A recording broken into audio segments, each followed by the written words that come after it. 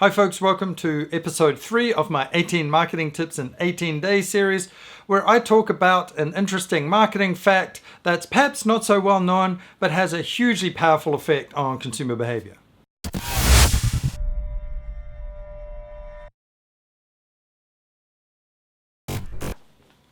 In today's episode, we're going to talk about the best way to offer a bundled special price offering.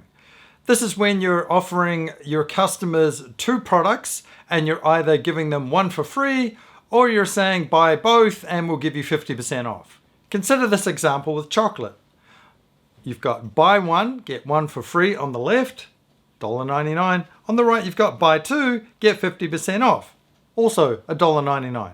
You make the same amount of money for each one, but consumers see more value in one of these than the other, and that's the one that says free.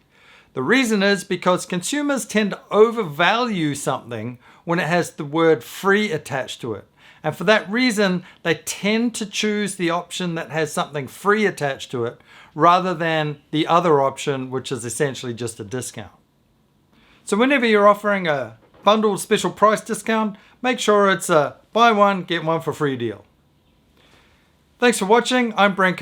See you next time.